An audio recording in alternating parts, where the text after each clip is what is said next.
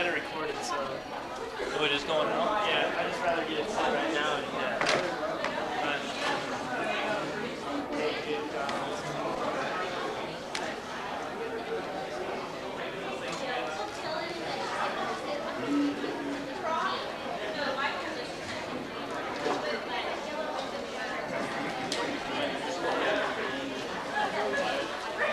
I'm not even going to go into that. What I have to say.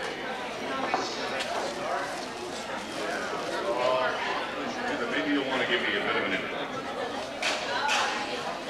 You know what you've been wanting. What's this guy I've been talking for? And he wants you to give a bit of input so people, you know, they understand something's happening.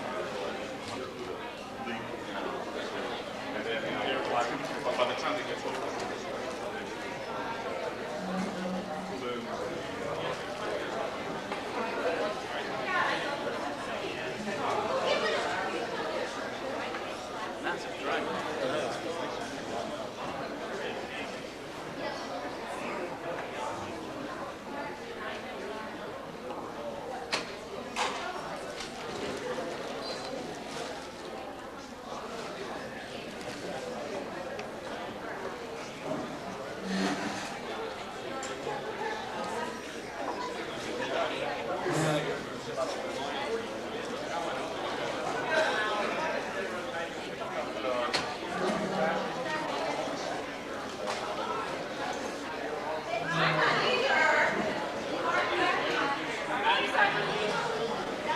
I'd like to welcome you to a talk by Dave Emory.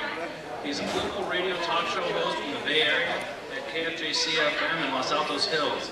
And he's here to talk to us today about the history of fascism, and he's going to explain its relevance to us here in America today, especially in light of things like the Oklahoma bombing. And here he is, Dave Emory.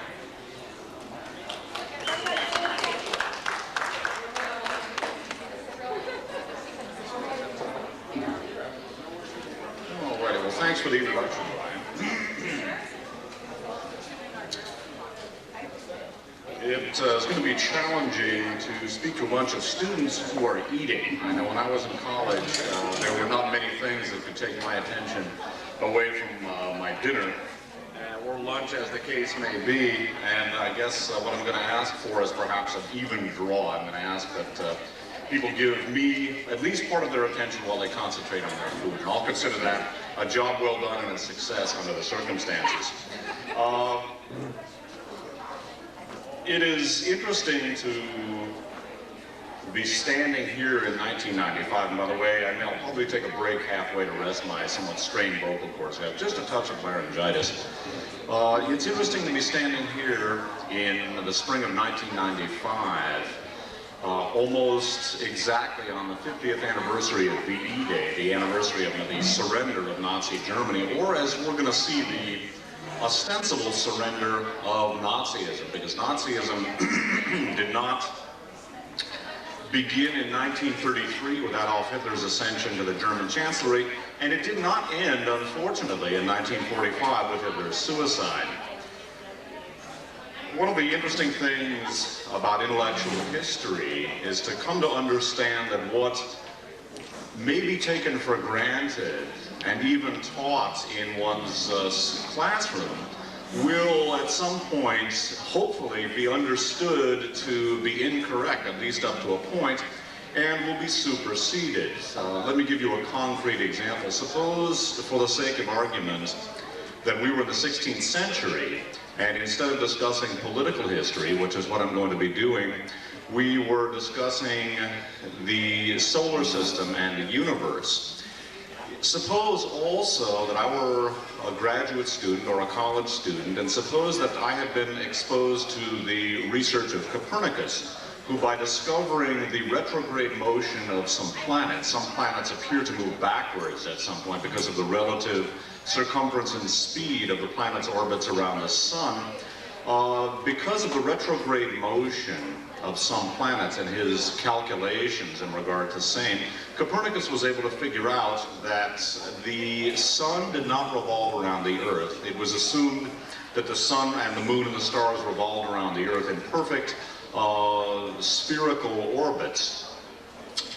Suppose also that I had seen the notes of Leonardo da Vinci, who said in his notes that the Earth is a moon of the sun. If I were to report to class and if I were to write my information on an examination paper about the nature of the universe and the nature of the solar system, I would be absolutely correct. I would be generations ahead of my time, and I would be burned at the stake for heresy, for my trouble.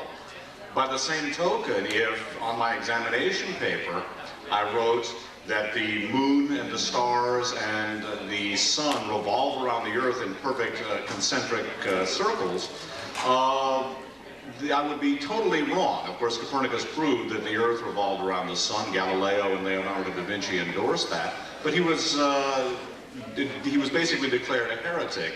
And even though we now take what Copernicus had to say for granted, the fact of the matter is, in the 16th century, if I wrote on an examination paper that the Earth and the sun, and that the sun rather and the stars and the moon revolve around the Earth in perfect concentric orbits, I would be deemed a young marvel of Aristotelian science, even though I was completely wrong and what I had to say had no basis in fact. If I wrote that the proof of what I said was that Joshua observed the sun to be moving through the heavens and stopped it in its tracks, that also would not constitute much of a proof, yet I would be declared a genius and, like I say, a young marvel of Aristotelian science. The history of fascism and the nature of fascism itself is something that is as misunderstood today as the notion that the Earth revolved around the sun was misunderstood in the 16th century. By the same token, suppose that I were to introduce or to propose that the Earth was actually round and not flat, as it appears to be when one stands on the beach and gazes at the horizon. Well, the smart money would have it that I'd be nuts and there'd be people out there betting their shirt that they could prove me wrong. But if my name was Columbus and if I was about to sail around the Earth and prove my critics wrong, then my critics would be looking for a good deal on a cheap shirt after a period of time. The difference between the history of between the nature of the solar system, the nature of the Earth, and the nature of fascism, both of which have been fundamentally misunderstood, is that the obfuscation of the true nature of fascism has been accomplished deliberately and as a matter of conscious and ongoing policy. This became true, of course, to a certain extent with regard to the physical sciences, because church dogma had it that the Earth revolved around, that the sun revolved around the Earth, and that the Earth was flat. It became a political faux pas to challenge church dogma. The importance of understanding fascism was made only too clear last April, specifically on April 19th, when people had their awarenesses interrupted by the terrible events of Oklahoma City. Certainly, I think it could be safely said that regardless of what one's political views are, whether one considers oneself a liberal or a conservative, whether one views oneself as basically falling to the right or to the left, what happened in Oklahoma City was certainly very terrible and very scary as well. One of the things that we are privy to in the modern age is the marvels, if one could call it that, of electronics. And we were able to sit in our homes, the relative comfort of our homes, and watch paramedics and medical personnel amputating people's limbs because they were pinned beneath huge pieces of concrete. We were able to view the very touching and very frightening scenes coming out of Oklahoma City as though these were things that were happening next door to us. The problem with the awareness of the American people about what happened in Oklahoma City is that it appeared, I think, to most people that the events that unfolded this past April came out of a vacuum. Now, by way of getting into a hard discussion of the nature of fascism itself, I'm going to, in a sense, be a little perverse, and I'm going to begin with the ending to a certain extent. It is still too early past a point to assign in an absolute way the guilt and the legal and moral, well, I think the legal responsibility for what happened in Oklahoma City to the individuals who have been charged. As yet, John McVeigh and Mr. Nichols have not yet received due process. They have not stood trial. And it is incumbent upon each of us as American citizens and as hopefully supporters of the U.S. Bill of Rights to not view someone who has yet to be proven guilty as guilty until they have been so proven. I think that the events in Oklahoma City are in all probability, part of a much larger worldwide phenomenon. And in turn, I think it is clear that if John McVeigh and Nichols did what they are alleged to have done, they would have done so as operational units or as homme de man, literally man of the hand or a gunsel, a strong-arm person, for more powerful agents, whether within the paramilitary right wing and or within the government, because I suspect, and I want to clearly emphasize that this is a suspicion and not proven, I suspect that in fact elements of the government were involved in what took place at Oklahoma City, and I suspect that there was probably a multiplicity of motives. I think it's an important thing to understand that there isn't a government. There are many factions within the government, some of which are bitterly opposed to others. There are factions of our government which would very much like to see the very Constitution upon which their legitimacy is predicated overthrown and done away with.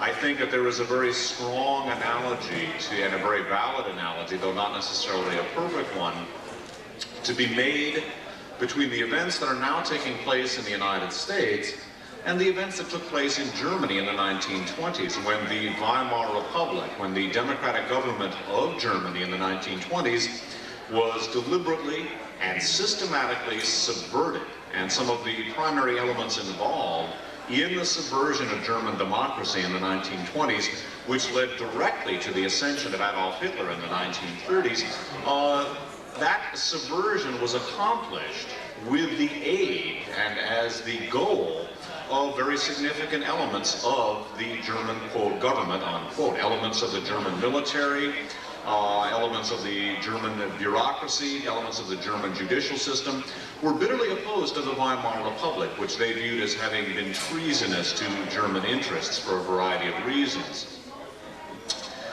Those elements, actually parts of the government, conspired actively against the Weimar Republic and eventually played a primary role in subverting it.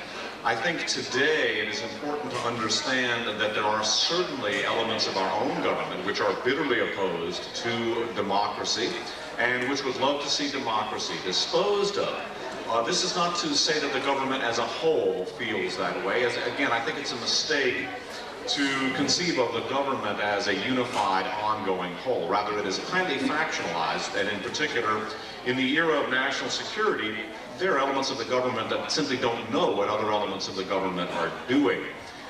People who would like some background on many of the things that I'm talking about now, including that last statement that, for example, in the age of national security, it is not only possible, but it is very common for one major governmental agency, say the Central Intelligence Agency, not to be aware of what military intelligence is in fact doing, even to the point where they will begin working at cross purposes. The same is true of the FBI and CIA.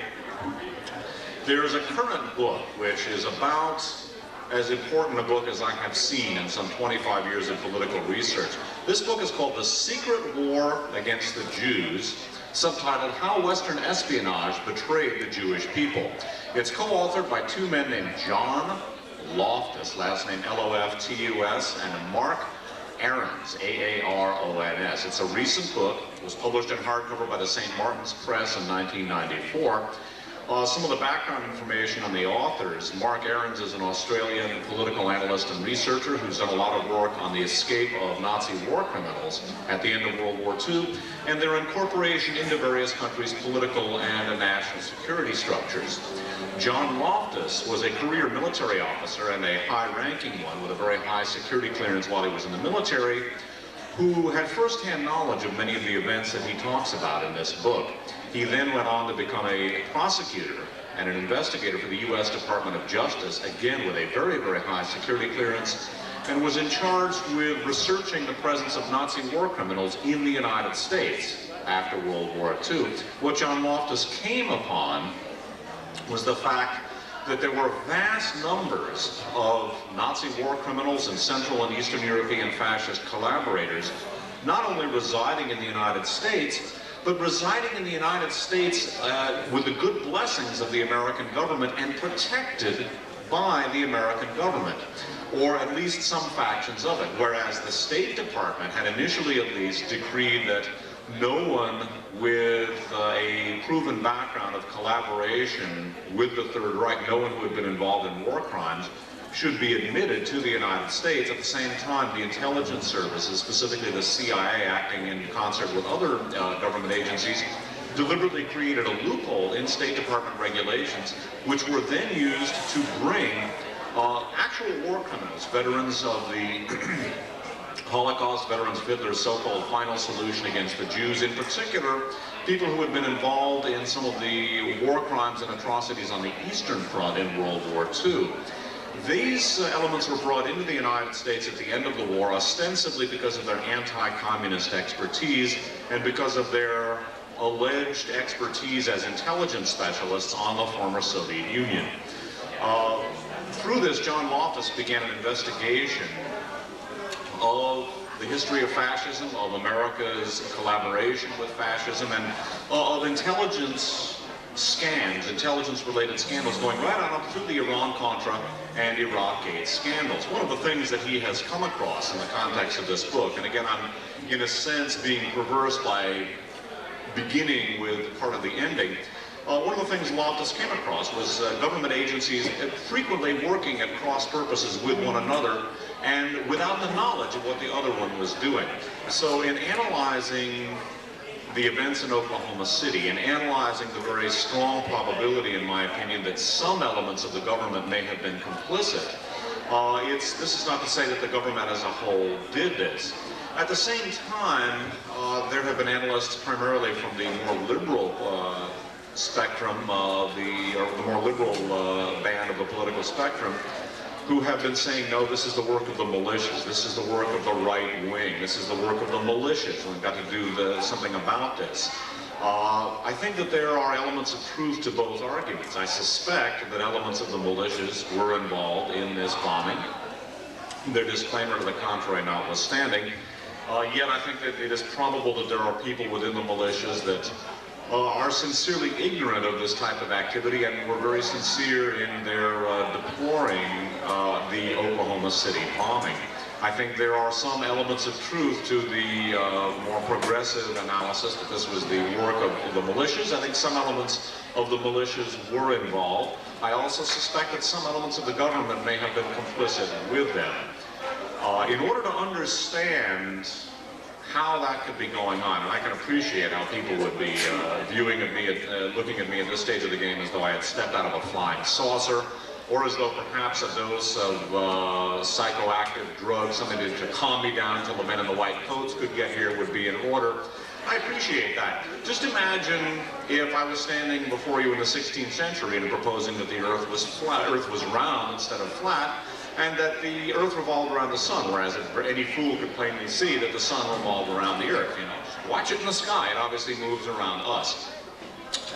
The two situations, I think, are comparable, and what I'm going to attempt to do between now and 3 o'clock is to do the impossible on several different levels. One, I'm going to attempt to explain the realities of modern power political history, specifically the development and history of fascism, and I'm going to attempt to do that to a student audience who is eating lunch.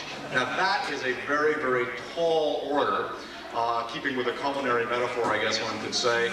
So I'm going to see if I can do what Adolf Hitler was not able to do and fight a two-front war successfully.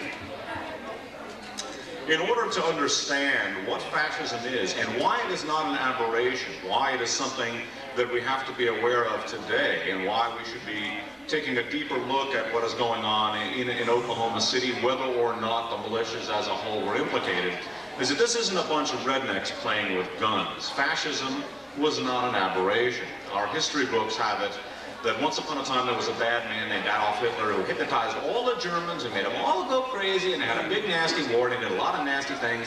But along came the Allies and they got rid of Adolf Hitler, and then everybody would have lived happily ever after. But along came another bad man, Joseph Stalin, and hypnotized all the Russians and made all them go crazy, but then we won the Cold War and now everything's wonderful. That is not, in fact, the case. Fascism was not produced by Adolf Hitler hypnotizing everybody and making them all go crazy. It is interesting to observe the history of political obfuscation and to see how often the works of broad-based and often very powerful interests are covered up by ascribing the malevolent actions of those interests to the work of a lone nut. In fact, Adolf Hitler and his brutal regime, like the regimes of Mussolini in Italy, who was actually the first fascist, I'm going to talk about Mussolini's corporate state in just a minute, and the ferocities and the horrors that were unleashed on people by the fascist government of Japan in World War II. These were not aberrations. These were not accidental phenomena. They were not the work of lone nuts, any more than the assassination of President Kennedy, which I'm also going to talk about ever so briefly, was the work of a lone nut, a communist named Lee Harvey Oswald, who defected to the Soviet Union, supposedly giving top secret information about our radar nets to the Russians, then came back to the United States, was never charged with a crime, never even interrogated by the FBI or CIA, but was immediately ushered into ultra-right-wing circles, and a per diem warehouse worker working at minimum wage was, and who also, again, had supposedly defected to the Soviet Union with top secret military information, was given a job at a company in New Orleans that was doing classified work for the U.S. Army, was hanging out with aerospace and petroleum industry high rollers, people of great wealth. And this was a per diem warehouse worker with a 10th grade education working for minimum wage. Ask yourselves how probable that is. Ask yourselves how probable it is that an avowed Marxist would be hanging out with dyed-in-the-wool anti-communists like Texas right-wingers, white Russians who had fought on behalf of Nazi Germany in World War II, and anti-Castro Cubans. Would a person who professed to be a supporter of Fidel Castro be hanging out with anti-Castro Cubans? Not bloody likely, and yet we're told this is what happened. I think the misrepresentation of the history of fascism and the misrepresentation of our political assassinations are in fact connected. In fact, when one investigates our assassinations, they were produced by fascist elements, some of which were in the government, some of which were para-governmental, perhaps to coin a phrase, and which in fact I think were analogous to what I believe went on in Oklahoma City. And the assassinations that this country experienced in the 1960s and 70s, I believe, are precisely analogous to the assassination programs that were conducted in Germany and Japan in the 1920s and 1930s, and to a lesser extent Italy. Those assassination programs eliminated the legitimate political leadership and opposition of those countries and paved the way for the ascension to power of fascism. First of all, in understanding fascism, we should understand that it is not an incoherent or an accidental political phenomenon, but rather it is very deliberate and one which is long-standing, ongoing, and connected to some of the most powerful and, interestingly enough, some of the best-known elements of our society.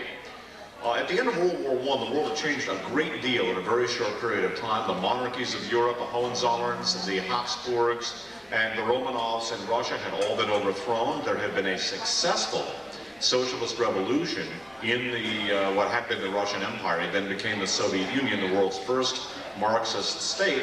There were also abortive Marxist revolutions in many other countries in Europe at the end of World War I, including Germany, where there was a very, very virulent Marxist uprising at the end of World War I. Soldiers and industrial workers who were bitterly dissatisfied with the situation in Imperial Germany under the Kaiser, and who were inspired by the fact that their equivalent elements in the Russian Empire had been able to overthrow the Romanovs, the Tsars. They undertook a socialist revolution in what was then the early part of Weimar Germany, the early days of the Weimar Republic. It was overthrown for reasons I'm going to go into, or in ways that I'm going to go into in a couple of minutes.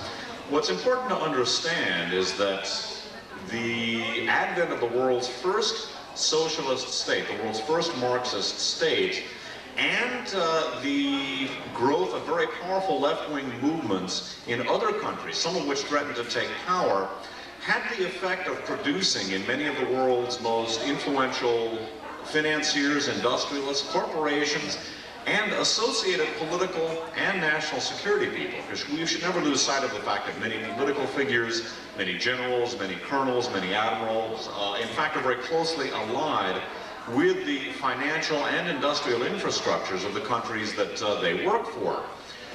The response, the militant, self-conscious, and ongoing response of powerful industrial and financial interests to what was at one time the threat of the Soviet Union and the perceived threat of socialism coming to power in other countries around the world, and what was viewed as the threat to profits, at least, of an equitable and strong union movement, an equitable and strong labor movement, was fascism, was a political system called fascism.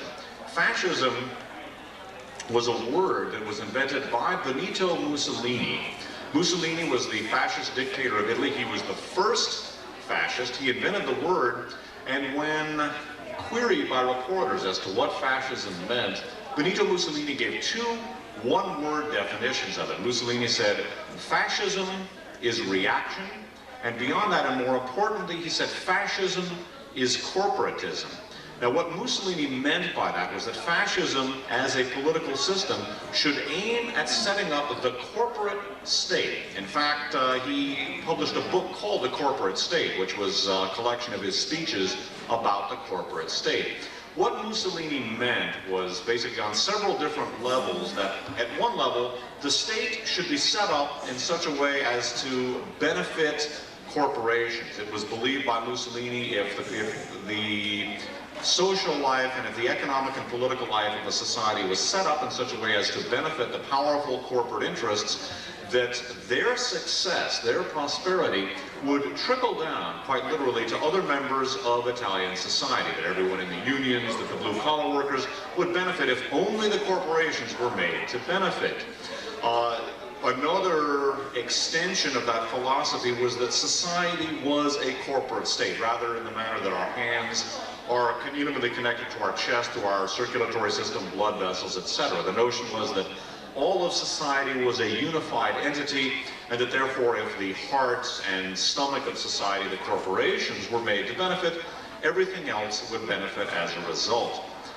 Beyond that, and perhaps more insidiously, Mussolini intended the corporate state to function along the lines of the way political power, or the way power is administered in a corporation.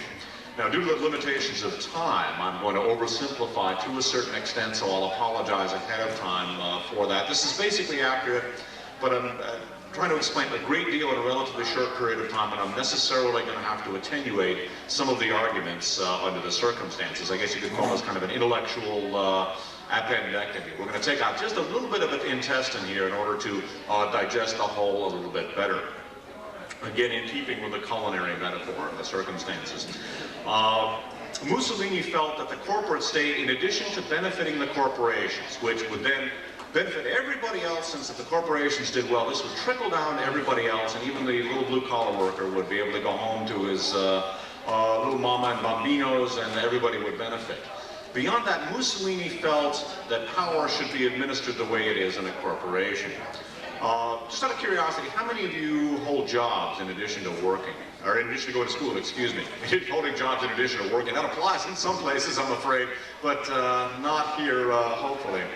Well, you know, or hopefully most of you have worked a summer job or have worked at some time. Basically, when you're at work and your boss tells you to do something, you don't say, let's vote on it. Democracy has nothing to do with it. When your boss tells you what to do, you do it. If you have a good boss, hopefully he or she will consult you about matters of importance. But the bottom line is you do as you are told. When your boss tells you to do this, you don't say, let's vote on it. You say, how much, how high, and what color, sir, or madam, as the case may be. That is the way Mussolini felt that power should be administered in a state, the way it is in a corporation. The boss controls. And in fact, power in Mussolini's Italy was administered in an altogether undemocratic, unjust, and totalitarian fashion. Anyone who disagreed with the decrees of Il Duce, Mussolini, and the Grand Fascist Council was dealt with very harshly. If you were lucky, you were only beaten up and imprisoned. if you were unlucky, you were murdered by the fascisti, Mussolini's black shirts, who walked the cities armed and licensed to kill, and in fact did. The Mussolini's gangs of black shirts at times, just for the heck of it, would go into working class parts of the major cities and simply go around and find somebody who was in coveralls, who was in dungarees, the workers' uniform, so to speak, of the time. It's what they wore to work. And if they simply found somebody that was so tired and dirty, who looked as if they'd been working at a factory or at a repair shop of some kind, they murdered them, just for the hell of it, if they were found out walking the streets past a certain hour. This was their idea of a good time. The concept of the corporate state did not work in practice. George Seldes, one of the most important American investigative reporters, and an early reporter on the realities of fascism and an early critic of Mussolini's, wrote in his book Sawdust Caesar, published in 1935, a number of years before the outbreak of World War II, that Mussolini's corporate state was a failure, that it was a, quote, spoil system, unquote, that a state which was in fact set up to benefit the corporations did benefit the wealthy corporations, but the wealth did not trickle down. The rich got richer, the poor got poorer, the middle class was decimated, and in order to compensate for this increased concentration of wealth, the government had to engage in massive borrowing abroad, massive deficit spending, and in fact Mussolini's corporate state survived to the extent that it did, mainly because of borrowed capital, and that capital was borrowed from American financial institutions. The fact of the matter is, as Seldes pointed out, that Benito Mussolini's corporate state, the first fascist state, was propped up by bond issues, municipal and corporate, that were issued, and in fact I believe provincial bonds were also issued, that were issued by American financial institutions to prop up Mussolini's corporate state. The corporate state did not work, and yet it was viewed with great favor by many of the world's most powerful industrialists and financiers, for reasons which I think should be fairly obvious in the circumstances. They profited, they were already well off, and they were even better off. Mussolini's corporate state was an example of the sort of trickle-down, in fact I think it is precisely analogous to the trickle-down economics that were proposed by Ronald Reagan and George Bush in the early 1980s, in which it was proposed that if corporations and wealthy individuals had their taxes cut, that the reinvestment of that capital that they saved in the economic infrastructure, in the industrial infrastructure of the United States, would result in increased productivity, greater wealth all the way around, with increased consumer spending, more productivity, greater earnings, increased earnings and therefore increased taxes for the federal government, which would compensate for the reduced tax revenues from cutting the taxes on the wealthy, and that this would benefit everybody all the way around. It didn't work that way. In fact, the massive military buildup that Reagan and Bush engaged in bankrupted the United States. In fact, rather than investing their increased wealth in America's infrastructure, they invested it to buy out their competitors. They invested it in various types of investments which brought them greater wealth but which did not benefit society. Many of them invested abroad rather than in the United States. The end result of the trickle-down economics, or supply-side economics, or what George Bush, in a rare moment of lucidity, referred to as voodoo economics, was to turn the United States from the world's greatest creditor nation, which we had been from the end of World War I up through 1980. We were owed more money than all of the other nations on earth combined. When Ronald Reagan took over in 1980, the U.S. national debt was $900 billion. When Ronald Reagan left office in 1988, we were the world's biggest debtor nation. We owed more money than any nation on earth. We owed more money than all of the third world countries combined. And the national debt was $2.6 trillion, almost 3 times as high. When you pay taxes, every dollar you give to the IRS, whether you have to write them a check or whether it's withheld out of your pay, every dollar you pay in out of every dollar you pay in taxes, 28 cents goes to pay off the debt that was incurred by Ronald Reagan and George Bush in those 12 not-so-wonderful years. Rush Limbaugh and company would have you believe that this was the work of a Democratic Congress. It was those liberals and those Democrats in Congress. You know, we've got to do something baloney. That is not what happened. Southern conservatives, the so-called boll weevils, basically lined up with Ronald Reagan and George Bush and their congressional constituencies and gave Ronald Reagan and George Bush everything they wanted. It is not true that it was a democratically controlled Congress. From 1980 through 1986, the Republicans controlled the Senate, and they had effective control of the House through the defections of the so-called boll weevils. It's important to understand that as you hear Rush Limbaugh, America's most beloved and most patriotic draft dodger, castigating liberals about this and that. You know what's interesting?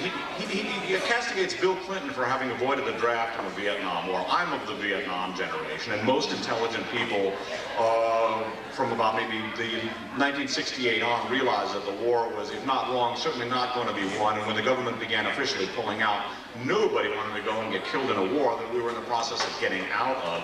So regardless of people's political sentiments, everybody worked to get out of the draft. Bill Clinton was at least a protester of conscience. He felt the war was wrong and stayed out of the draft for that reason.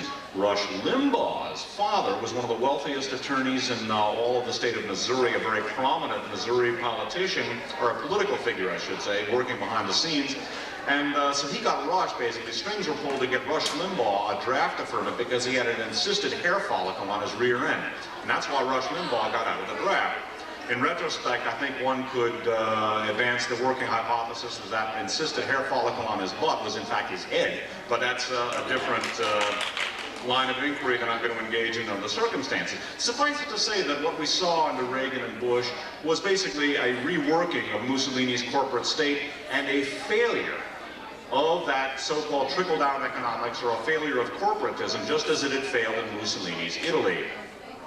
Now, the corporate state of Mussolini and the anti-communist, anti-socialist, and anti-labor reaction of fascism was something that was viewed with great favor by powerful industrialists and financiers for reasons which I think should appear obvious. Obviously, they were anti-communist and anti-socialist. Also, they were anti-labor because a strong and effective labor movement is going to result in increased wages and, at least to their perceptions, reduced profits. It does not often, it doesn't always work that way in practice.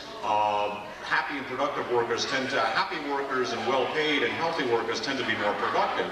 And frequently management has opposed the interests of labor, where actually giving in to labor turned out to be a very productive step forward. The most salient example of that, and I'm digressing to a certain extent here, was big business's opposition to the introduction of the 40-hour work week. The work week used to be 60 hours, but at the end of World War I, it was basically, you worked 6 hours a day, 6 days a week, 10 hours a day. There was no overtime, no workman's compensation, no medical compensation of any kind.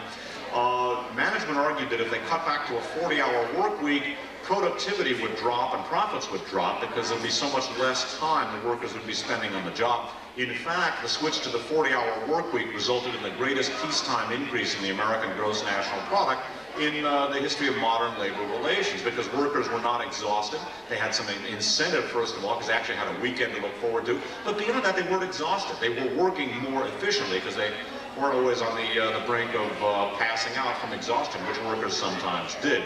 So suffice it to say that the anti-labor stance of fascism was also very appealing to powerful industrialists and financiers who backed Mussolini's corporate state. They backed it with financial help. They backed it with political help. Mussolini had some of the best press of any politician in the 20th century.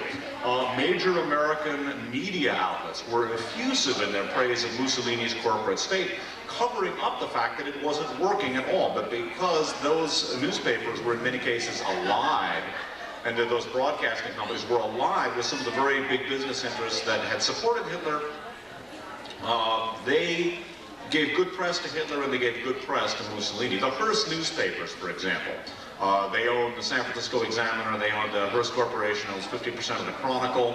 The Hearst Corporation was adamant, that actually was profound in its support for Hitler and Mussolini. The Hearst newspapers, and there are many Hearst papers carried all over the major cities in this country, had front-page op-ed columns by Benito Mussolini, by Hermann Goering, the head of the Nazi Air Force, by Rudolf Hess, Hitler's personal deputy, and by people of that ilk, saying that basically fascism was not a system which intended to bring warfare. There were front-page editorials by Hermann Goering assuring people that Germany wanted peace so that they should not be worried about the military buildup that they were engaging in.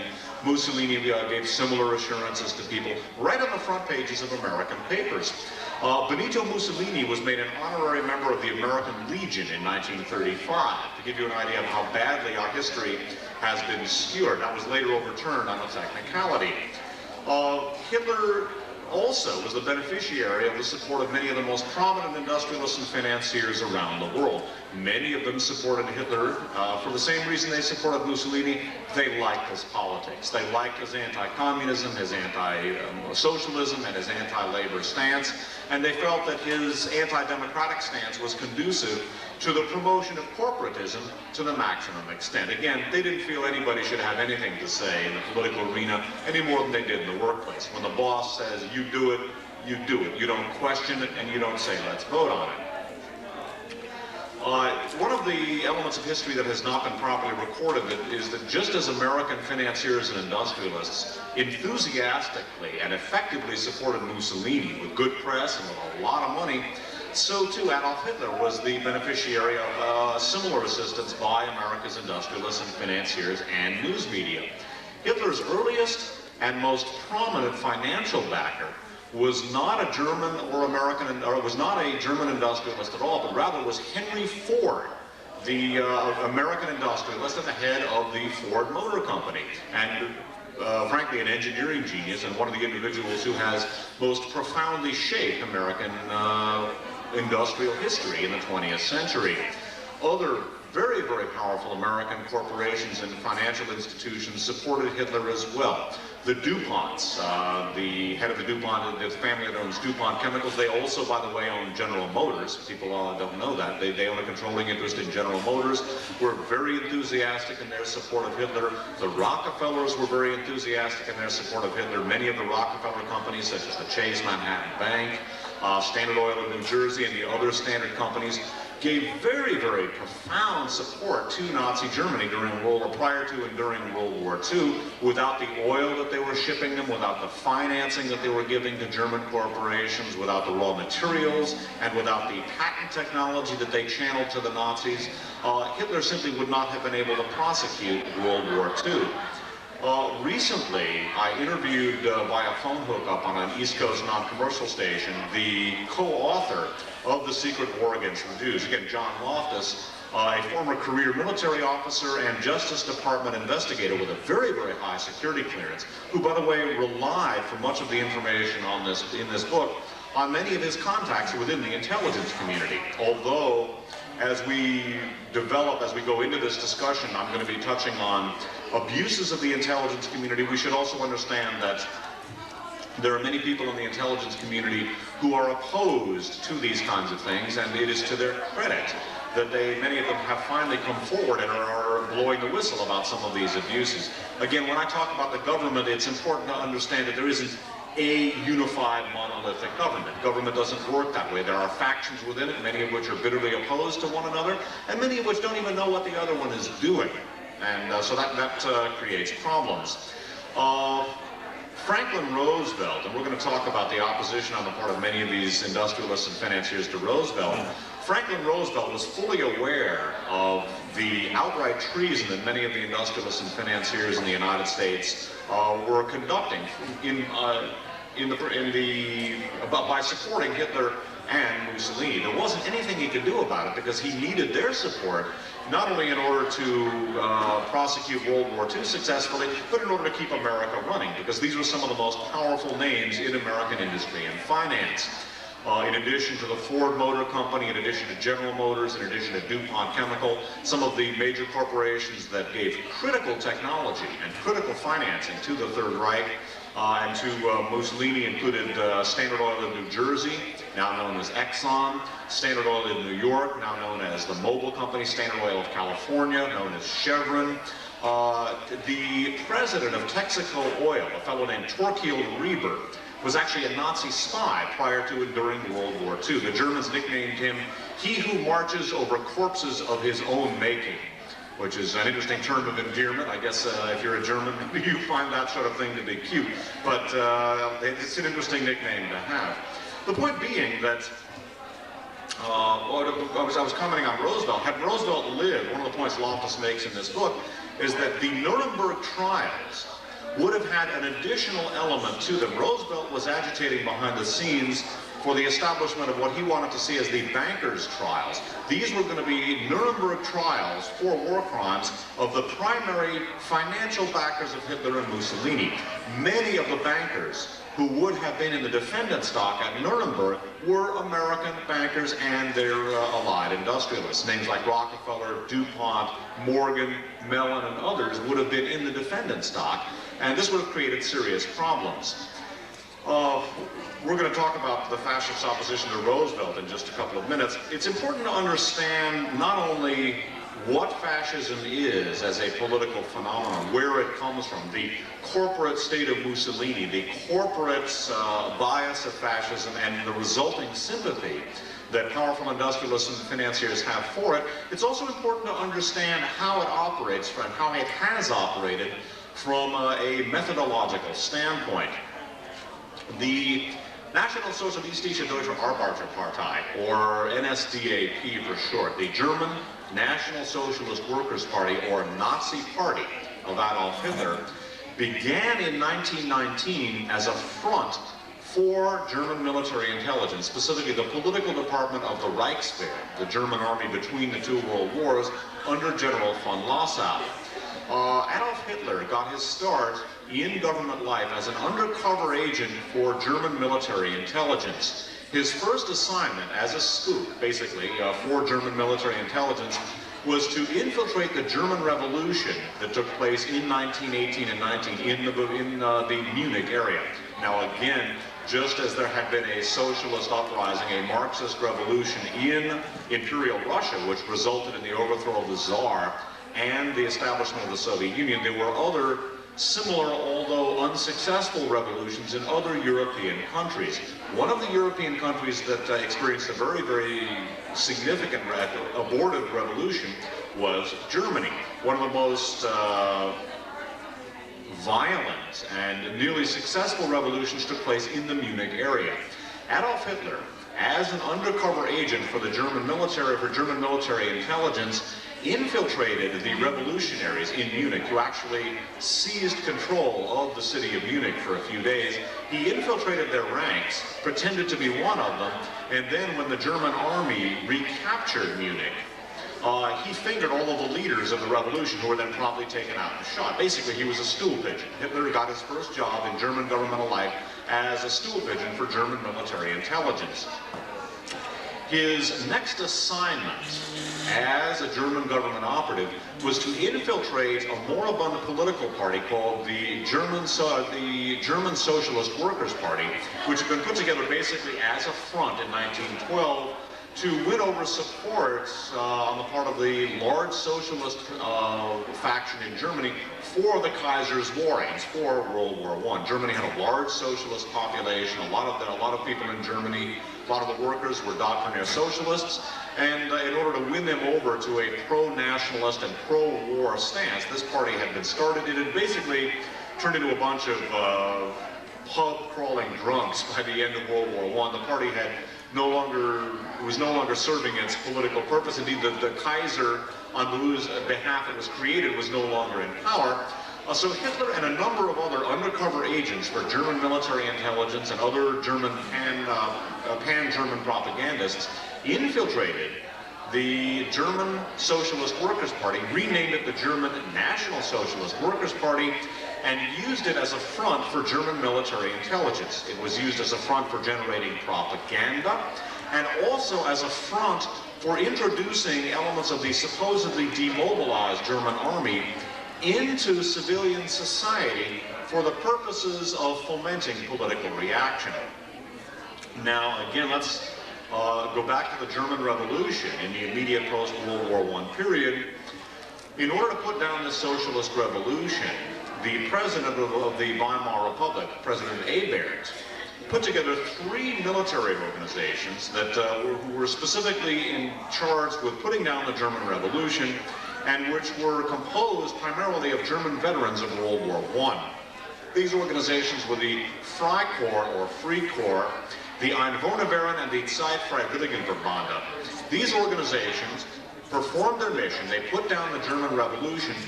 Then, however, instead of disbanding, they remained together, largely intact and largely underground, albeit at that time in an unconstitutional fashion.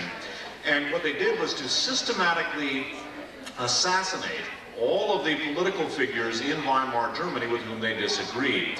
The people who were victims of this so-called Black Reichswehr, or underground Reichswehr, underground German army. Again, an organization which could literally be thought of as an extension of the German military, although in this manifestation, not operating legally, not operating constitutionally, and not operating on behalf of the legal and governmental system which they were initially sworn to uphold, but rather operating against that very system and for the purposes of subverting it.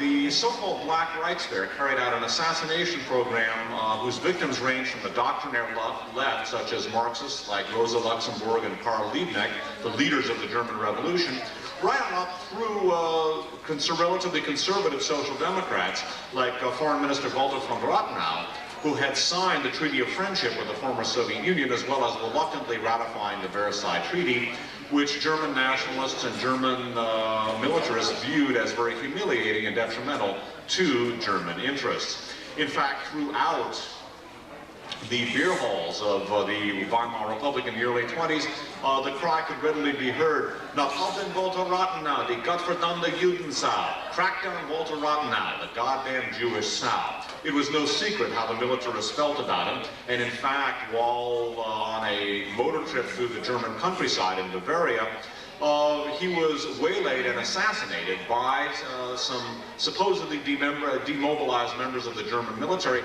but who were operating at the behest of and with the protection of the very German General Staff, which was officially at least sworn to uphold the Weimar Republic. In fact, they viewed the Weimar Republic as traitors to the German nation. They viewed them as basically what today would be known as commie-simps, you know, pinkos, not necessarily communists, but a little soft on communism because they had allowed this revolution in the first place. And gradually, in the 1920s, before Adolf Hitler came to power, names which have been largely forgotten by history, not just Karl Liebknecht, Rosa Luxemburg, and at the opposite end of the political spectrum, Walter von Rathenau, but people like Kurt Eisner, Karl Gereis, Gustav Landauer, and others, names which people don't know today, fell before the gun in Weimar Germany. They fell before the guns of people who actually were operating on behalf of elements of the German military and elements of German reaction, which were working to overthrow the very democratic government which officially, at least, they were sworn to uphold. The fact of the matter is, by the time Adolf Hitler became Chancellor in 1933, all of the legitimate political leadership of Germany which could have opposed him had been systematically eliminated. Eventually, Adolf Hitler came to power as German Chancellor. It's important to remember, though, that he got his start as a governmental figure, as a political animal, as an undercover agent for German military intelligence, and that his Nazi party in its inception was an intelligence front. When one talks about the intelligence community, when one talks about political assassinations, people have a tendency to dismiss this as conspiracy theory, a very pejorative term which conjures up images of a bunch of LSD casualties sitting around with propeller beanies and two-way wrist radios watching reruns of Get Smart on their VCR. In fact, the study of the intelligence community is extremely important. That's basically where Hitler came from, and that's where the German Nazi Party came from. And they got to where they got to as the result of conspiracies, as a result of clandestine assassination programs, which were openly sanctioned by sympathetic members of the German judiciary, as well as industrialists, financiers, and aristocrats who hated the Weimar Republic. And they were able to build the military power that they built and to wage the war that they were able to wage with the aid, the conscious aid and assistance of prominent industrialists and financiers, not only in Germany, but elsewhere. The most powerful figures in Germany, industry and finance, backed Adolf Hitler, as is quite well known, although you'll see revisionist historians arguing otherwise. But what is not as well known is that much of the pivotal economic and financial support for Hitler and Mussolini, as I said, came from people in this country. When we hear names like DuPont, Standard Oil of New Jersey or Exxon, Mobil, International Harvester, IT&T, Texaco, again, the General Motors and the Ford Motor Company, these are not names which are peripheral to American society. These are not names which are irrelevant. These are elements which are at the very core of American society, which are central to the economic life of this country. And it's important to understand that these elements thought Adolf Hitler and Mussolini were great, and that this is an aspect of history which has been deliberately suppressed. It's one of the reasons why fascism is not understood. It's one of the reasons why when one talks about the corporate state, it is not understood. Now, the American industrialists and financiers who liked Hitler and liked Mussolini and who sought the establishment of an undemocratic corporate state did not like American democracy any more than their counterparts in Weimar Germany or pre-fascist Italy liked the democracies in those countries as well. In fact, many of the same elements in this country that backed Hitler and Mussolini actually tried to overthrow Franklin Roosevelt in 1934. There was an abortive fascist coup in the United States in 1934 when prominent industrialists and financiers grouped around the House of Morgan, the DuPonts, the Morgan banking interests, and others, attempted to put together World War I veterans and some elements of the military to conduct a march on Washington, not unlike the March on Rome that Mussolini organized to formally seize power in Italy. They were going to replace Franklin Roosevelt with a puppet and set up a corporate state, basically a fascist dictatorship in the United States, modeled along the lines of Mussolini's corporate state. Fortunately for this country, the man that they chose to lead this fascist coup was a Marine Corps general named Smedley Butler, a two-time winner of the Congressional Medal of Honor, and a man who was a true conservative. Now, it's important to understand the distinction between a true conservative, which Dwight Eisenhower is, for example, or was, for example, and a fascist. Smedley Butler was a conservative. The man that the conspirators actually wanted to lead the fascist coup was Douglas MacArthur, the World War II hero, who in turn was very sympathetic to fascism, had numerous fascists on his own staff. MacArthur's G2, his chief of intelligence from 1939 through the Korean War, was a German-born fascist named Karl Adolf von Cheppel und Wiedenbach, who changed his name to Charles Willoughby, the Americanization of that. He was a Prussian general, basically, who got his military education in German military academies. His idol was Francisco Franco, the fascist dictator of Spain. He was openly pro-fascist and in fact brought Franco to lecture at West Point after his formal retirement from the military. Charles Willoughby has wielded a profound influence on American history, has been fingered by many as a probable conspirator in the assassination of President Kennedy many years after World War II. But MacArthur was the man that the conspirators wanted to lead the '34 coup attempt, but because his elitist sympathies were well known and because he had put down the bonus marchers very brutally, the Bonus Army was a group of World War I veterans who had been promised a large bonus, a large cash bonus for serving in World War I. When they never got it, and when the Great Depression came around, they marched on Washington and basically said, hey, we want our bonus, give us our money, because obviously they were out of work. They and their families were starving. The government refused to give them their bonus, and in fact they had Douglas MacArthur break up the bonus marchers, lead a formation of troops in Washington, D.C. The bonus marchers were brutally suppressed. Many of them were killed, and it did not endear Douglas MacArthur to the veterans of this country.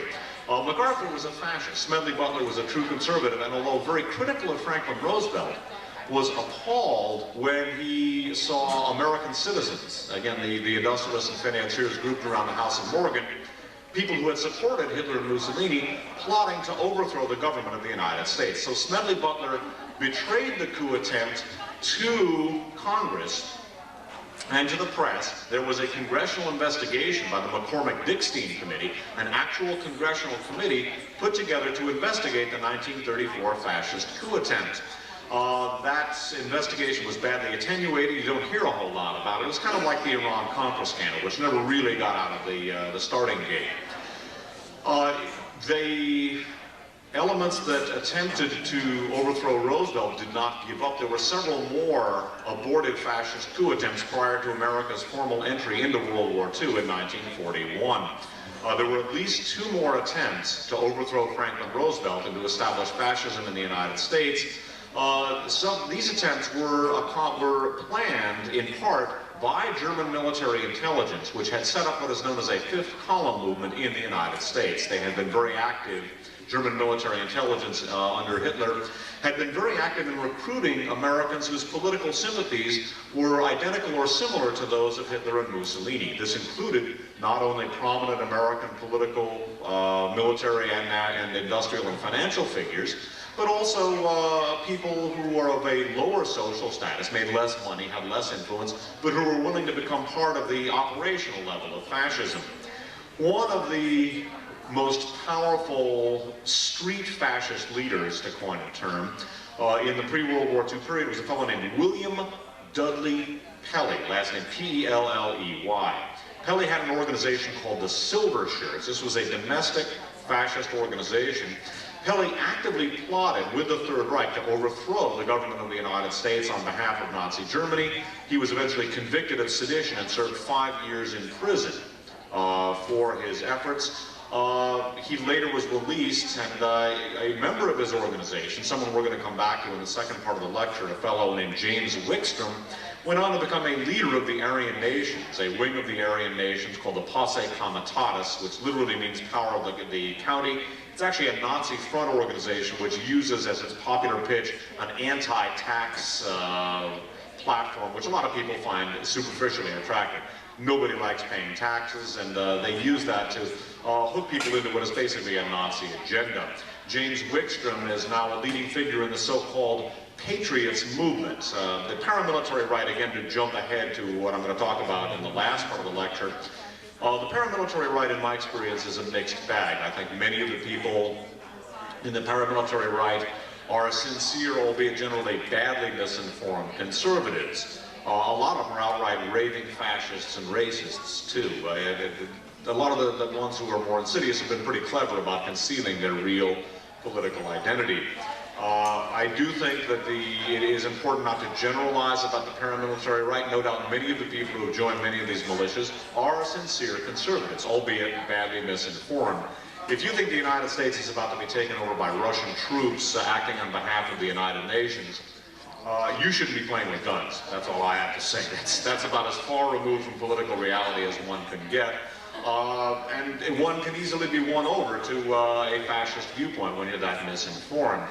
However, a lot of the people of the paramilitary right are outright fascists and Nazis. When you see someone like James Wickstrom, formerly of the Posse Comitatus, now a leading Patriots spokesman, talking about presenting himself as a patriot, just remember that he got his start in political life as a member of William Dudley Pelley's Silver Shirts, which conspired with Third Reich military intelligence to overthrow the United States government. Well, if that's patriotism, I'd hate to see treason. It said that patriotism is the last refuge of a scoundrel. I think that's true. Religion, by the way, is usually the first. If they can't cloak themselves with a flag, they usually try to hide themselves in the Bible or the Quran or the Torah or something else, and say, you know, God made me do it. That's why I had to kill all those people over there. I'm doing the work of God, so don't worry about all this blood on my hands. I'm sorry about your brother. I didn't realize he was one of them, but it was the will of God. So, you know, give me all your money and I'll convert you, which is how the way a lot of them work. These fascist elements, the industrialists and financiers who liked Hitler, who liked Mussolini, who supported Hitler, who supported Mussolini. By the way, Henry Ford, I was alluding to Henry Ford. Henry Ford was given the Order of the German Eagle. That was the highest award that Nazi Germany would give to a foreigner. He was only either the fourth or fifth person to receive it. One of the first four had been Mussolini himself. This by way of indicating just how important Henry Ford was to the early Nazi movement. In fact, many scholars of Nazism think that whole sections of Mein Kampf were taken complete and unexpurgated from Henry Ford's anti-Semitic newspaper, the Dearborn Independent, which was later condensed into a single volume called The International Jew. Most experts, most scholars of Nazism believe that sections of Mein Kampf were taken word for word from Henry Ford's anti-Semitic newspaper. It is a matter of public record that Ford supported Hitler and that the Ford Motor Company built tanks, trucks, and armored cars for Nazi Germany, many of them later used to kill Americans.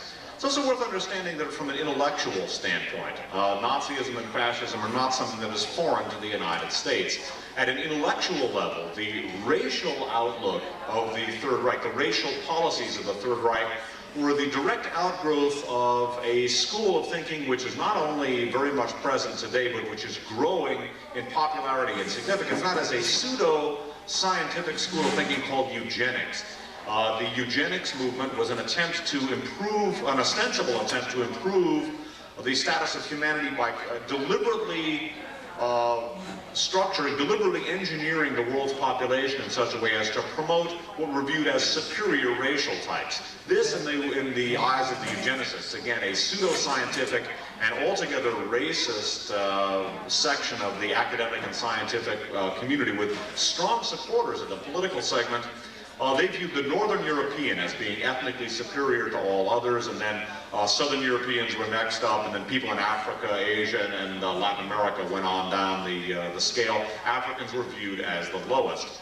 In fact, Hitler's eugenics legislation, which led directly to the horrors of the gas chambers in Auschwitz and so forth, grew directly out of the international eugenics and international euthanasia movements, and much of his legislation was based on eugenics legislation that was crafted in the United States. In fact, Hitler's sterilization law of, I believe it was 1934, might have been 36, but I believe it was 34, was based almost word for word on a law that was put on the books here in California by an American eugenicist named Paul Popenoe.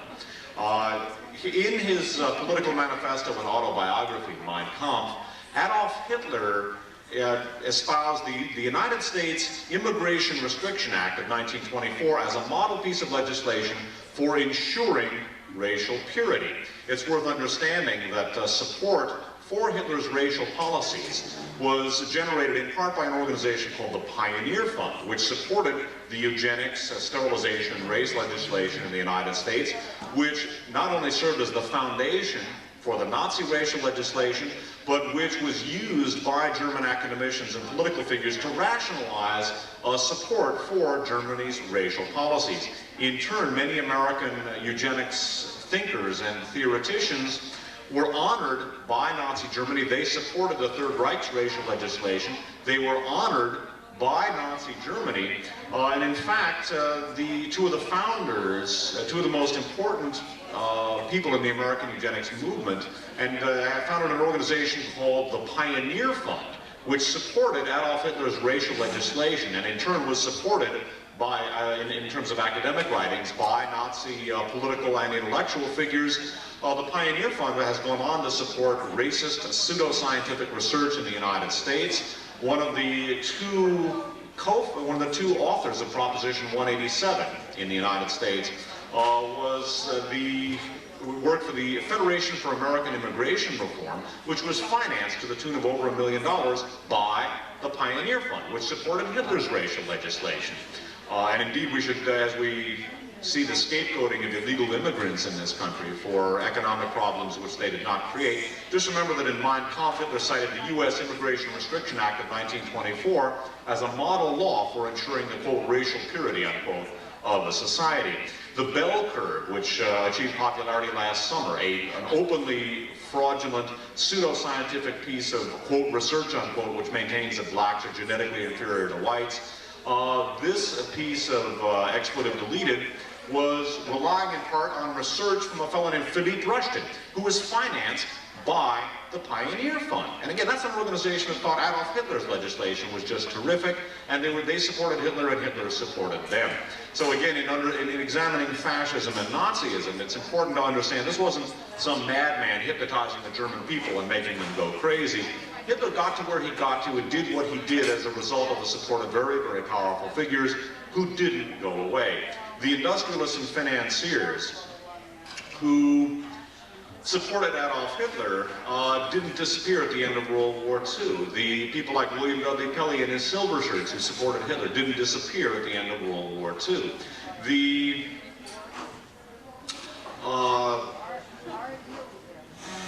political and military figures who had conspired with the Third Reich did not disappear at the end of World War II. The Pioneer Fund didn't disappear at the end of World War II, and they didn't stop doing what they were doing. Not only did they not disappear, but at the end of World War II, they continued to operate much as they had prior to the war, although some of them had to subdue their fascist sympathies during the war. With the conclusion of World War II, and with the emergence of the Soviet Union as America's top international rival, or at least a perceived top international rival, because a real study of what the Soviet Union was capable of doing and intending to do will yield a rather different analysis than the one that became favored in the immediate aftermath of World War II, which was that the Soviets were out to conquer the world and had the capability of doing so. In fact, they did not have the capability of doing so and were never out to do just that. That is a long discussion and one that would probably be the subject of a good 3-hour talk in and of itself. Suffice it to say, the Soviet Union was never at any point in a position to engage in the sort of military adventurism that it was supposed to be engaging in. Never had the capability of invading Western Europe, even if it had intended to do so, and there's no indication whatsoever that they ever intended to do so. One of the interesting things about what Stalin did in the immediate post-World War II period was to rip up most of the rail side. He basically cannibalized the German rail system and to bring it back to the Soviet Union to help replace some of the enormous war damage that had been done in the Soviet Union during World War II. I'm not endorsing that as a means of achieving war reparations, but from a practical military standpoint, the major Soviet offensives that they launched on the Eastern Front in World War II were heavily dependent on the use of the rail system in order to move large amounts of troops and materiel up to the front. Because German military units did not have the integrated motorized capabilities of Western military units, they were dependent on the rails to bring up the huge amounts of troops, guns, supplies, and ammunition that were necessary for a major military offensive. Had they, for the sake of argument, been planning on attacking Western Europe, they would not have been ripping up all the rail systems in East Germany and elsewhere, which made it absolutely impossible for them to launch a serious military offensive on the Western Front, even had the United States not had the atomic bomb, which the Soviet Union did not have any deliverable capability until the early 1950s. The distortion of Soviet aims in Europe is an interesting story in and of itself. There's a great book called Blowback by Christopher Simpson, in which he analyzes the role in the creation of Cold War mythology of an outfit that I'm going to discuss partially in this part of the lecture, and then we're going to take a break, and then I'm going to finish up. And we'll be talking about this outfit in the second part of the lecture as well. At the end of World War II, the United States had no significant intelligence capability in the former Soviet Union or Eastern Europe. In order to counteract this situation, they incorporated the Eastern Front Intelligence Organization of the Third Reich under a Nazi general named Major General Reinhard Gehlen. His last name is spelled G-E-H-L-E-N. Gehlen had foreseen the Third Reich's military defeat early on and had been making preparations for a Third Reich military defeat. What Gehlen did was to send most of his agents who were still in place in Eastern Europe and the former Soviet Union. One of the major collaborationist elements that worked with Gehlen were White Russians, anti-communist, pro-Tsarist elements who saw the Third Reich's armies as their ticket back into Russia. They sought a return to power, and they saw the Nazis as their ticket back in after the overthrow of the Tsar. The Nazis in turn utilized them as administrators in the huge occupied territory of the Soviet Union. It was a vast, expansive territory, and the Third Reich simply did not have the manpower to administer the conquered territories, so the so-called White Russians were used not only as spies, but as collaborators and as civil administrators in that part of the world. Many of them participated in the horrors of the Holocaust to an enormous extent. But basically, at the end of World War II, in fact, 3 months after VE Day in Europe, 3 months after Hitler's surrender, or the surrender of Nazi Germany, Reinhard Gehlen, again, the chief of intelligence for the Third Reich on the Eastern Front in World War II, his organization was called Fremde Heere Ost, or Foreign Armies East, FHO is the abbreviation. That organization, Hitler's Eastern Front Intelligence Organization, complete and intact, with undercover operatives in place, with an intact, functioning file system, and even more importantly, with thousands of SS and Gestapo veterans in its ranks, including thousands of war criminals and people who had participated in the liquidations of Jews and other people on the Eastern Front in World War II. They were incorporated into the fledgling CIA. They worked with military intelligence before the CIA was set up, and they became the CIA's Department of Russian and Eastern European Affairs. Everything the United States learned about the Soviet Union and Eastern Europe in the Cold War period was provided, in the early Cold War period, was provided by this organization, which distorted what was going on in their own interest. They basically painted a drastically exaggerated and alarmist picture of the Soviet Union, which then aided in the economic reconstruction of Germany and the reinstitution of Nazi elements in Germany. One of the great myths of the Cold War period is that Germany was ever denazified. It never really happened, although a few of the more obvious and obnoxious elements of Nazism were removed. Basically the same industrialists and financiers who had supported Hitler, the same generals who had supported Hitler, the same judges, and many of the same political figures were simply put right back in power. Reinhard Gehlen's organization was installed as the German intelligence service in the mid-50s. When the Federal Republic was incorporated, what used to be West Germany, the Gehlen organization, formerly Hitler's Eastern Front intelligence outfit, and still with thousands of SS and Gestapo veterans in its ranks, became the BND, the Bundesnachrichtendienst, the West German intelligence service, and now it has evolved into the German intelligence service to this day, although obviously most of the people from the World War II period have retired, although there's still a few who were in the Hitler Youth and served in the military during the end of the war, who are senior officials, men who were in their early 70s. Most of the actual Third Reich military veterans have retired, but still it retains its character, because the people who moved up into the organization were people who were agreeable to their superiors. That's the way institutions perpetuate themselves. It's worth noting that even after Gehlen's organization became the BND, it continued to supply the United States and the CIA with the vast bulk of its intelligence on the Soviet Union and Eastern Europe, even right on up through the mid-1960s. This was an organization that is unique in the history of military and intelligence annals. It's unique in the history of military and intelligence functions, I should say. This was an organization which began as Hitler's Eastern Front intelligence organization in World War II. Then it jumps to the CIA. Gehlen was flown into the United States in the uniform of a four-star general and given the pay of a four-star general 3 months after the war ended in Europe. This organization then supplies the CIA and the U.S. intelligence with virtually all of its information on the Soviet Union and Eastern Europe in the Cold War period. Then it becomes the official German intelligence agency, while continuing to supply the United States and NATO with most of their information on that part of the world, while functioning as the official intelligence service of a foreign power. One of the things that the Gehlen organization did, in addition to providing the U.S. with bad intelligence on that part of the world, intelligence which would lead to a reconstruction of the very Nazi elements that they had served under Hitler, one of the effects of the Gehlen organization was to pave the way for the entry of thousands of SS and Gestapo veterans, including many war criminals, not only into our own intelligence system, but actually into the United States physically. One of the things that's discussed in The Secret War Against the Jews, again written by a man with a very high security clearance, was how, at the end of World War II, many of the corporate attorneys, many of the political and industrial figures who had openly supported Nazism, sought to counteract Jewish electoral strength in certain key metropolitan areas, certain key voting areas in the United States. Many of these interests were ardently pro-oil. They were aligned with the major oil companies.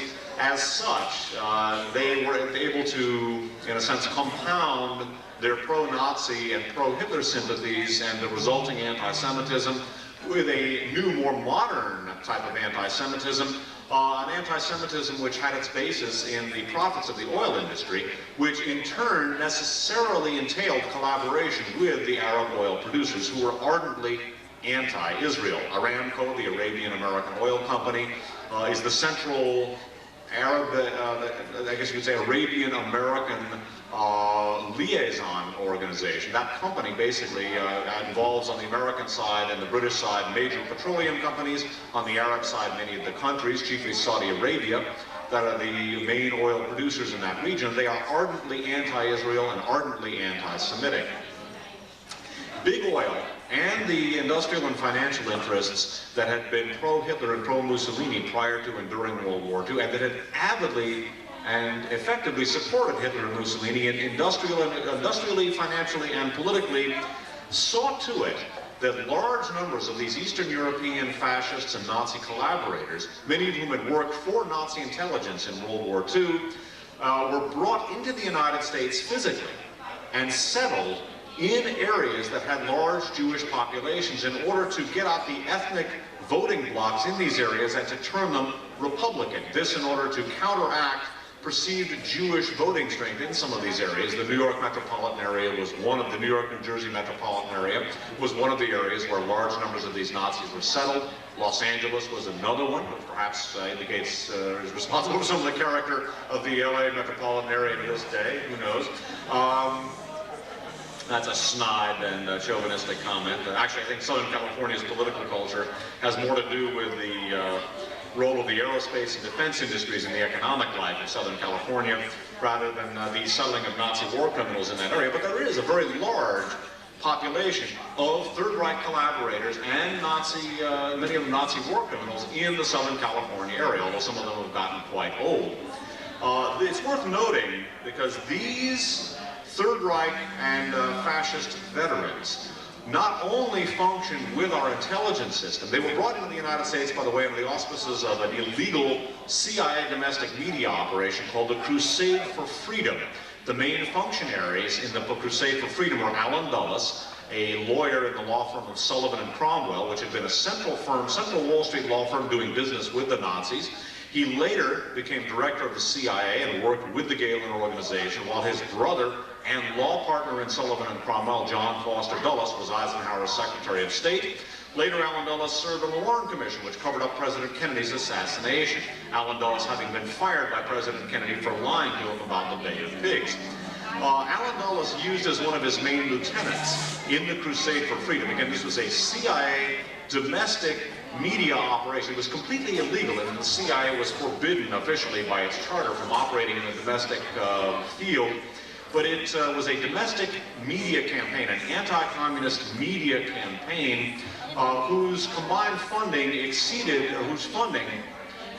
the combined budgets allocated to the Republican and Democratic National Committees in 1952 to run all their nationwide presidential and congressional races. So this is a huge, huge organization. It was used to raise money, which was used to use many of these Third Reich veterans as so-called freedom fighters, basically as guerrillas operating in the former Soviet Union and Eastern Europe. Also to bring many of them into the United States, to settle them in the United States, and to use them as political and media spokespersons. Allen Dulles' right-hand man, according to Loftus, in this program was none other than Richard Nixon, who of course eventually became President of the United States. One of the primary Nazi collaborators that Nixon had brought into the United States was a guy named Nikolai Molaxa. Molaxa had been the financier of the Romanian Iron Guard, the brutal fascist movement that collaborated with Hitler. In addition to Germany, Italy, and Japan, we should not lose sight of the fact that Bulgaria, Romania, Hungary, and Finland also fought on the side of the Axis. Romania was run by the Iron Guard, fascist collaborators who were, if anything, even more brutal than the SS. Molaxa was a business partner of Hermann Goering, the Reichsmarshal and head of the Nazi Air Force. Nixon was able to, or Molaxa moved to the United States and was able to stay in the United States despite the fact that deportation proceedings were initiated against him as the result of a series of bills that was introduced on behalf of Nikolai Molaxa by, at first, Congressman and then Senator Richard Nixon. These bills made it possible for anyone whose industrial interests were deemed to be necessary to America's effort in the Korean War to be allowed to stay in the country. Now, the machination that was set up was basically Molaxa was head of a dummy corporation called Western Tube. This company was ostensibly put together to manufacture steel tubing to be used for oil pipelines, which theoretically would carry petroleum to America's heavy industrial infrastructure in order to boost the Korean War effort. In fact, Western Tube was a corporate dummy. It never produced any steel tubing. The mailing address for Western 2 was Bewley, Croup and Nixon, Richard Nixon's Whittier law firm, and one of the other officers, aside from President Nikolai Maloxa, was one of Dick Nixon's law partners. It was simply a front. It never existed, but it allowed Richard Nixon to introduce legislation on behalf of Western 2, which was allowed to keep Nikolai Maloxa in the country. Nixon helped organize the Crusade for Freedom. Later, when he was vice president, he brought an Iron Guard pogromist named Valerian Trifa, who, as VRL Trifa, had organized a pogrom in the city of Bucharest in Romania in 1941, in which hundreds of Jews were murdered. Many of them were taken to the municipal slaughterhouse, where their bodies were butchered and hung on meat hooks labeled kosher meat. The fellow who organized this pogrom became a member of the Galen spy organization during the closing days of the war, was brought to the United States, changed his name to Valerian Trifa, became head of the Romanian American Orthodox Church, and was invited by Richard Nixon to give the opening prayer to the United States Senate in 1955, which he did. Interesting fellow. Another of the major functionaries in the Crusade for Freedom under Allen Dulles was William Casey, who later went on to become Ronald Reagan's campaign manager and head of the CIA under Ronald Reagan. Ronald Reagan got his start in political life as a spokesperson for the Crusade for Freedom. Again, a totally illegal CIA domestic media operation, one of whose central components was the introduction of Nazi war criminals and SS and Gestapo veterans into the United States in order to function as a political bloc. Eventually, these Third Reich imports, so to speak, evolved into a formal functioning wing of the Republican Party. Loftus goes into this. In the secret war against the Jews, there was also a fair amount of publicity about this in the 1988 presidential campaign, when a lot of these Third Reich and fascist collaborationist veterans showed up as members of George Bush's campaign staff. This wing of the Republican Party is called the Republican Ethnic Heritage Council, and it is a repository for people like the Hungarian Arrow Cross, that was the fascist organization that collaborated with Hitler, the Iron Guard, the Ustashi from what was the Nazi puppet state of Croatia, the Bulgarian National Front, and others. The fellow who formally coalesced the Republican Ethnic Heritage Council was a guy named Laszlo Pastor, P-A-S-Z-T-O-R, who was a prominent Hungarian fascist, a member of the Arrow Cross, and one of the organizers of the Arrow Cross Youth Brigade. Pastor actually traveled to Berlin to personally meet Hitler in the 1940s, and he organized the Republican Ethnic Heritage Council, which to this day is an actual primary element of the Republican National Committee, and it is an explicitly fascist element. They deny being fascist, yet all of its members are veterans of the Arrow Cross, Latvian SS organizations that were involved in the wide-scale liquidations on the Eastern Front. And when people talk about Nazism, when they talk about fascism, it's important not only to understand the history of Nazism and fascism, that it was not an aberration, that it wasn't invented by a few madmen or kooks who then hypnotized everybody and made them go nuts and they had a war, but rather it was not only a deliberate, willful, and ongoing political phenomenon, but that it had the collaboration and the enthusiastic support of many of the most powerful interests in this country at the time, and that one of the fruits that has grown from that is the fact that even in 1988, there was, as a matter of a minor campaign, it was minor because the media didn't pay attention to it, the actual presence on George Bush's campaign of Third Reich veterans, war criminals, and Eastern European fascist collaborators, people who had been part of the military and intelligence structures of the Third Reich, were working on the Republican National Campaign in 1988. They were temporarily dismissed when the publicity was generated about this, and then incorporated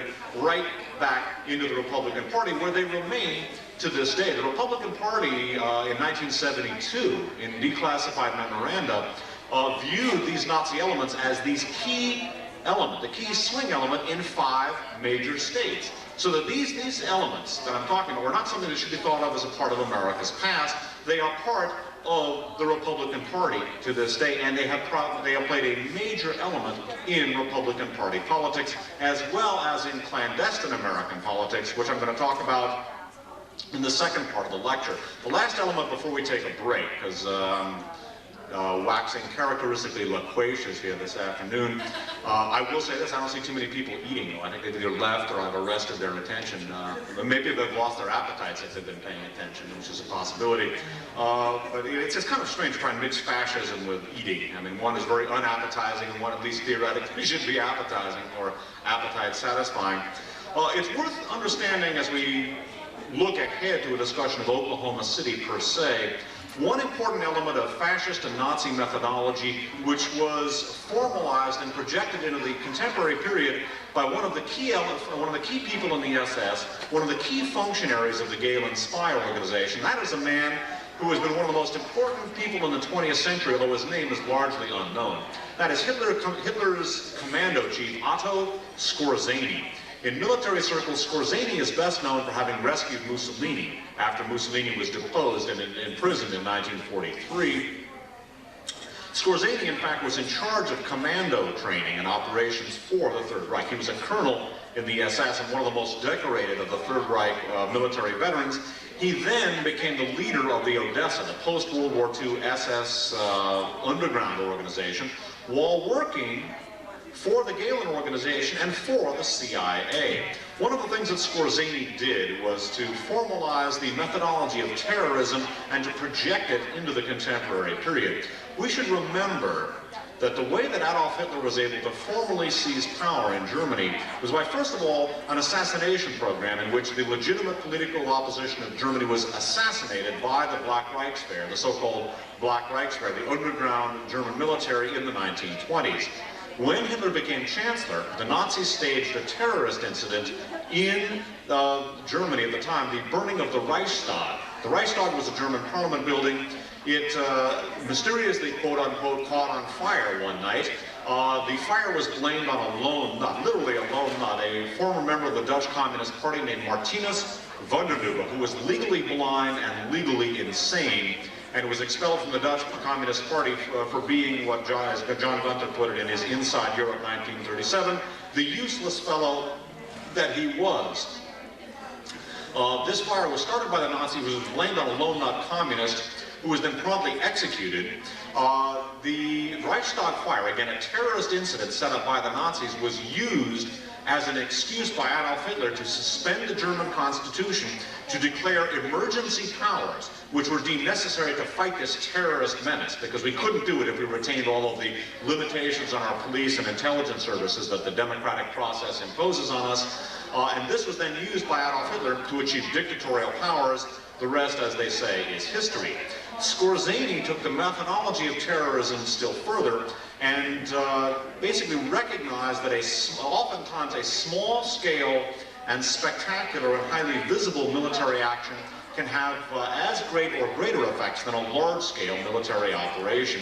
One of the prototypical terrorist incidents that Skorzeny was responsible for was the kidnapping of Miki Horthy. Admiral Horthy, H-O-R-T-H-Y, was the head of wartime Hungary. He was the dictator of Hungary and head of Hungary's fascist regime in World War II.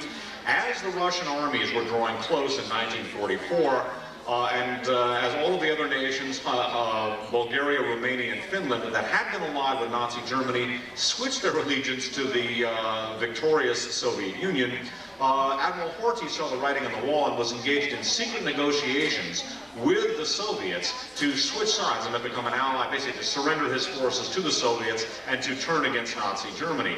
The Gestapo got word of this, and so what Skorzeny did was he kidnapped Admiral Horthy's son, Miki Horthy, basically a politically useless fellow who was known as a playboy and a dissipant, but who was very much beloved by his father. Skorzeny's commandos kidnapped Miki Horthy, rolled him up in a rug, and held him as prisoner in exchange for Admiral Horthy's breaking off negotiations with the Russians, which he did, and remaining a military ally of Nazi Germany, which he did to the very last days of the Third Reich. Hungary remained, the entire nation of Hungary was kept in the war on the Axis side by Skorzeny's kidnapping of Admiral Horthy's son, Miki. Skorzeny, in the post-war period, while again working for Gehlen, working for the CIA, working for the Odessa at the same time, took this methodology and taught it to many of the most prominent terrorist groups in the post-war period. Among the groups that have been beneficiaries of Skorzany's personal training are Al-Fatah, the Palestine Liberation Organization. Yasser Arafat was personally trained by Skorzany at one point.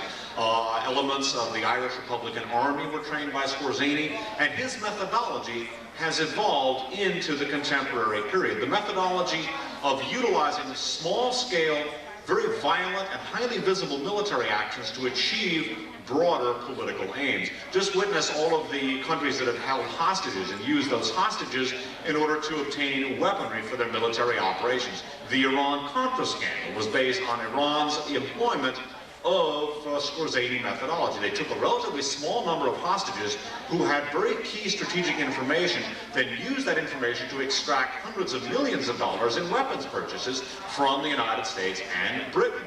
That is the Skorzany methodology, no different as a paradigm from Skorzany's kidnapping of Admiral Horthy's son Mickey, used to keep Hungary in the war to the very end. What we're going to do is take a short break now, give you a chance to perform whatever natural functions you'd like to perform, or just rest your brains. I'm going to rest my vocal cords. And when we come back, we're going to take a look at post-war American political life. We're going to touch briefly on America's political assassinations, because just as Weimar Germany experienced an assassination program in the 20s and early 30s, which paved the way for the ascension of Adolf Hitler, so too the United States in the 1960s and 70s experienced a wave of political assassinations. Just to stop and think for a moment about what happened to the progressive political leadership of the United States in the 1960s. People from moderates and liberals like the Kennedy brothers and Martin Luther King, right on up to people on the extreme doctrinaire left, such as Malcolm X or the Black Panthers.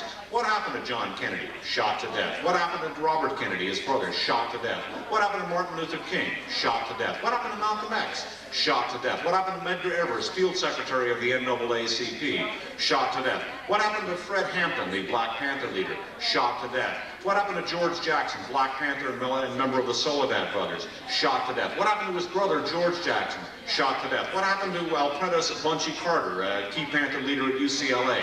Shot to death. What happened to Leo Ryan, the liberal congressman from San Mateo County? Shot to death. What happened to George Moscone and Harvey Milk, the liberal mayor and first gay city councilman of San Francisco, respectively? Shot to death. You know, at some point you might think people would begin to get the idea that murder is not a way of life, and that bullets do not multiply like viruses. It's not an epidemic. What we're going to discuss in the second part of the lecture are the very strong analogies between what happened in Weimar Germany and what has happened in the United States in the last 30 years. And we're going to talk about the participation of many of these same elements, some of the Third Reich imports from the Gehlen organization in such events as the assassination of President Kennedy, their role in the post-war period, their alliances with domestic American fascists, and the implications of this for what we're seeing today, for Oklahoma City, when we see people like John McVeigh and Mr. Nichols being charged with the crime, when we see that they began associating as members of the same military unit and then retained that association after severing from the service, when we see Mark from Michigan, one of the leaders of the Michigan militia, a former military intelligence officer. Remember how Adolf Hitler got his start as an undercover operative for German military intelligence in the immediate post-World War I period. As we view people like James Wickstrom, originally a member of William Dudley Pelley's Silver Shirts, inveighing against the Oklahoma City bombing as obviously the work of the government and calling himself a patriot. This is a member of an organization that had collaborated with Third Reich military intelligence to overthrow the government of the United States in the pre-World War II period. We're going to take a look at these elements against the background of Oklahoma City, an incident which, along with several other incidents, is now, we are told, the reason why we have to give up our civil liberties and give the FBI permission to check people for hemorrhoids in the name of counterterrorism and eliminate the Bill of Rights and the Fourth Amendment. We're told that we have to do all of this because we have to protect ourselves against the terrorists. Well, that's what Adolf Hitler said after the Reichstag fire, and we're going to take a look at some of the political culture and some of the hard history surrounding the Oklahoma City bombing and related events. By the way, something that has not had much publicity, when people might perhaps think that it's a little far-fetched to jump from Adolf Hitler and the pre-World War II period to the Oklahoma City bombing. The Michigan militia has actually been interfacing with German so-called neo-Nazis. One of the top German Nazi leaders of today, a fellow named Ewald Altans, A-L-T-H-A-N-S, traveled to the United States and actually met with leaders of the Michigan militia, and some members of the Michigan militia had traveled to Germany to meet with and take paramilitary training with German Nazis. Ewald Altans was personally groomed for his role as a German Nazi leader by Otto Ernst Rehmer. Otto Ernst Rehmer was a member of the Liebstadter Adolf Hitler. That was Hitler's personal SS regiment and one of the most feared elements of the SS. Otto Ernst Rehmer, the fellow who trained Ewald Altans, literally reared him to be the Nazi leader that he is. Otto Rehmer was the fellow who put to death the July 1944 conspirators who tried to assassinate Adolf Hitler. And this fellow has been meeting with members of Ewald Altans, the protege of Otto Ernst Rehmer, one of Hitler's personal favorites, and a member of Hitler's personal SS regiment, was meeting with members of the Michigan militia. The point being that there are actual demonstrable elements of political continuity from the Hitler period to what would appear to be the unrelated Oklahoma City period. So let's take a break, get coffee or do whatever you want to do, and then I'll come back and we'll try to again do the impossible, try to reverse people's awareness of political polarity, bring you up to the contemporary period, sum up all of the most important history of the 20th century in 35 or 40 minutes, and do so while people are eating. Thanks so much.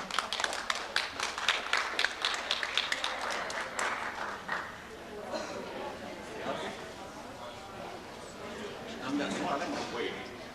Okay.